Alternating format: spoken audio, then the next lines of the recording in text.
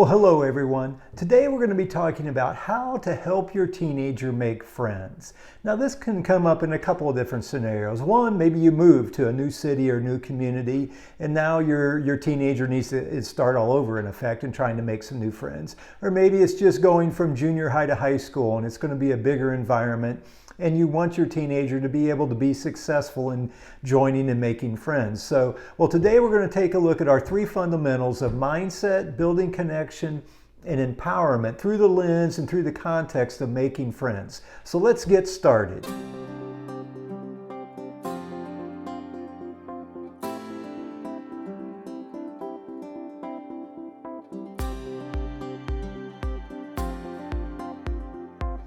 Well, hello again, everyone. My name is Jim White, and I'm an author, coach, and the founder of the Family Enrichment Academy.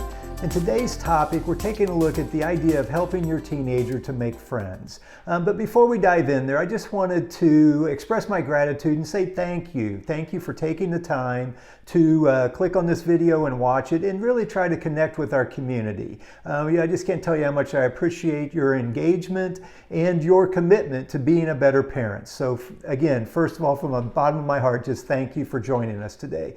And then secondly, I wanted to let you know that another one of the most common questions that I get is, how do I get my teenager to open up and talk to me? And to be quite honest, the simple answer is to ask better questions. And so I have a free resource for you today. I have 10 questions that you should never ask your teenager. Think of these as like conversation killers. And then I also have 10 great questions. These are the conversation starters. And so there's a link below. You can click on that and download those questions. And I really feel like that these will be a great complement to the strategies and techniques that we're going to be talking about today as well. So be sure to check that out.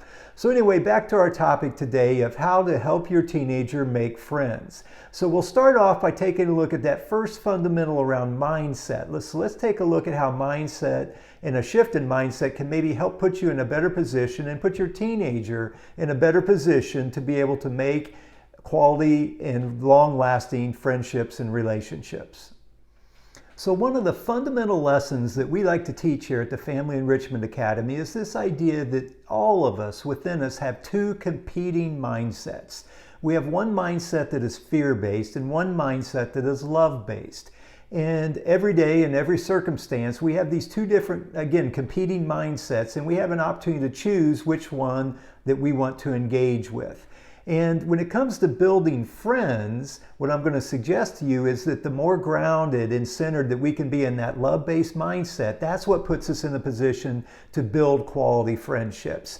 Think about the fear-based side. You know, when you're in that fear-based mindset, you're worried about maybe saying something that people are going to make fun of, or maybe that, you know, the outfit that I have on, people are not going to like and think that it looks silly or whatever.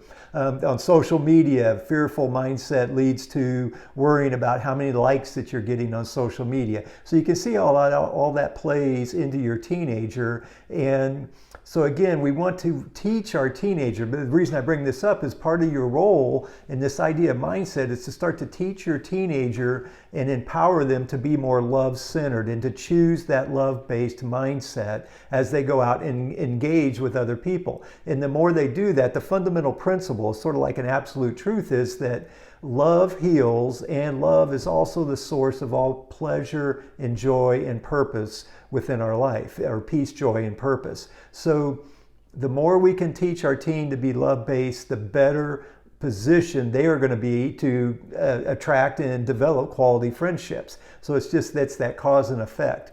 And what I'm going to throw out to you is one of the best ways for you to teach or empower your teen to be more love-centered is for you yourself to be more love-centered. In other words, you set the example.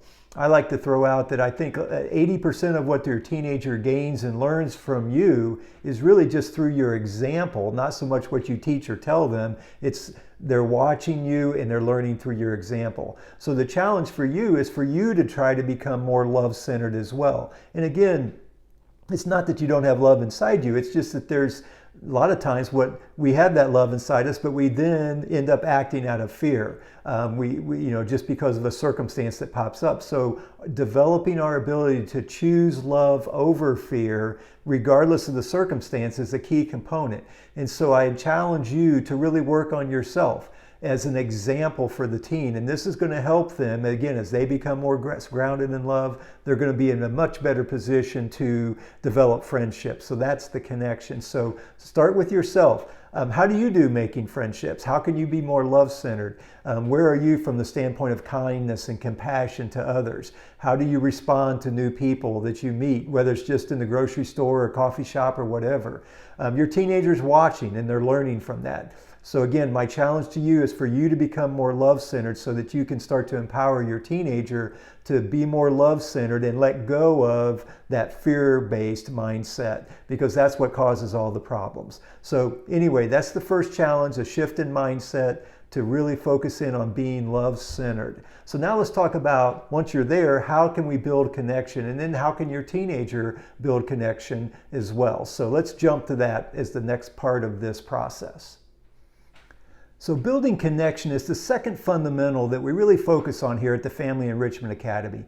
And this is just critical and fundamental to building friendships and your teenager being able to build friendships. And if you think about it, the first, or sort of the ground floor where your teenager learns about building connection, is within the family. How do you build connection with them? If they're siblings, how do they build connection with their siblings? Or what, how do they engage those relationships with their siblings, or even other family members? It could be a grandparent or an uncle.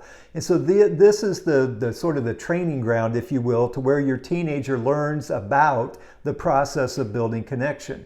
And I bring that up because one of the things that we like to teach is to be very intentional about the process of building connection. How do you do that? How can you develop that for your teenager? And again, what you're doing is you're teaching them then how to build connection when they go out and engage with somebody at school, let's say. So in my book that I put together, I have like 9 different strategies for building connection. And again, it all starts with being intentional. There's ideas like being playful. How can you be playful with your teenager? How can you be compassionate with your teenager? What about being, engaging and having shared experiences with your teenager? You have to be intentional and work towards building that connection. And again, you're setting that example. Kind of goes back to what we were just talking about as far as mindset. Sort of the next step of setting that example is through the way you build connection and engage with your teenager. Now, something else I'll point out here is, think about this. Your family, then, the way that happens within the family creates a frame of reference for your teenager to take out into the world. And if your home is full of love, peace, and joy, that's what they're going to be looking for when they go out and develop relationships at school, let's say. And it's going to be a place where they can compare those relationships. And if they get engaged with somebody and it doesn't feel that way, it's going to be uncomfortable to them. And the other thing that's really important is they're going to have a sense of confidence, if you will, that if that doesn't work out and there's some rejection over here at school, they always know they can come back home.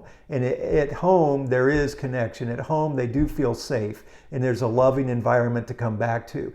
And what that does is it gives them the confidence to go out and reach out and try to connect with other people. So you can see how all these things start to work together. So the second piece of this is about you being very intentional about building your connection with your teenager and finding ways to do that. And again, you're setting the example, and you're creating that frame of reference for them to use to compare all of the relationships that they develop outside of the home. So that's step number 2. So now let's talk a little bit about empowerment and how, what are the skills you're trying to teach your teenager and how you can empower them to be more love-centered. So now let's talk about how your role around empowerment can be used to help your teenager become more love-centered, which in effect will make them more capable and better at making quality relationships. And what I would share here is that whenever you have a circumstance come up, look for opportunities to share and empower your teen to view the circumstance from a love-based perspective. And that happens through sharing the values and beliefs that are love-centered. Let me just give you an example of what I'm talking about. Let's say, and actually this happened for us. One of my kids came home and was talking about how they just had an awful teacher, a terrible teacher. And that's just, you can't get through high school without your teenager coming home and sharing something like this with you. And so the question is, what values and beliefs are we going to emphasize or reinforce in that conversation? And for us, we wanted to help to solidify our teenager around love, being love-based. And so part of what we shared was the idea of, well, you know, and one of the rules or beliefs when you're love-centered is that all people are fundamentally good and they want to do a good job. And so with this scenario, we talked with our child and said, you know what, they got into teaching because they felt passionate about it and they wanted to help and serve. And if they're in a position where they're uninspired right now, it's not that they're a bad person, it's just something may be going on in their life. Maybe they're struggling at home with something, or they have a spouse that's struggling with an illness. I mean, we don't know what's going on for them. Can you see how that's introducing a little compassion to this scenario? So we've shared an idea or belief around that people are fundamentally good and they want to do a good job and they want to feel on purpose. And we've also shared the idea of compassion. In these conversations, you can introduce those kinds of beliefs and values to your teenager.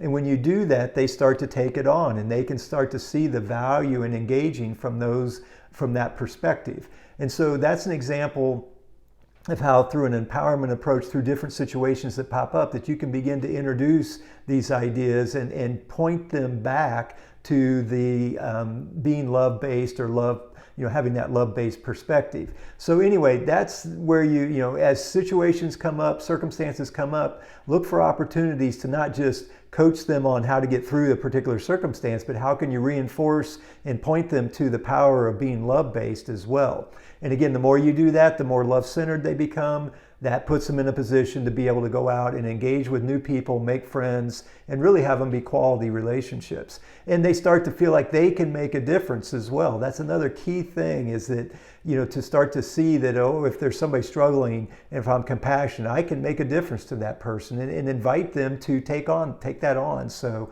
again, all about building and teaching those principles and values and beliefs that are love-centered. So take that on as part of this process. And I think, again, your teenager will just blossom under this idea, and as they become more love-based and love-centered. So let's recap. So we're talking about how to help your teenager make friends, new friends. And we've talked about three different things. First of all, just the idea of you taking on the role of being more love-centered so that you can set an example on what it means or what it looks like to be love-centered or love-based. And the question is, how are you doing when you reach out to make friends and your teenager is watching? So just be aware and conscious of the example that you're setting. And then secondly, we talked about the family being really a training ground for how your teenager learns to build connection with you. They build connection with siblings or other family members as well. So be very intentional about building connection and quality connections within your family as well. And then thirdly, we talked about empowerment and teaching the idea of being love-centered and what that looks like. So do those things, get your teenager more connected to what it means to be love-based. And again, the more they are connected there, the better and the more success they're going to have when it comes to making friends and going out into the world and making friends. And remember also, if your home is full of peace, joy, and warmth, than love, they always will have that to come back to. Even if they experience a little rejection or a little struggle over here trying to make new friends, they always have that safe place to come back home. And that just gives them a lot of confidence as they go out into the world. So anyway, just a few thoughts on that. Hopefully you found some value there. Again, I wanted to remind you that I do have those 10 questions you should never ask your teenager, the conversation killers, and those 10 great questions, the conversation starters. And I open this up to you as being complimentary. It's something that you can connect with what we've been talking about today. So be sure to check that out. There's a link below. You can grab those. Once again, I just can't tell you how much I appreciate you taking the time to check out the work that we're doing here at the Family Enrichment Academy and connecting with us. And Again, our mission, and it fits right into this conversation today, our mission here is to empower parents to choose love over fear, regardless of the circumstance. That's really fundamental to what we're doing here. And if we can be more love-based and choose that perspective, things will just work better. We'll be more successful in being a parent, and our families will feel more successful, and our homes will feel more successful. So that's just critical to us. And again, we really appreciate you engaging with the community. Thanks again. Till next time, remember, a change in perspective changes everything.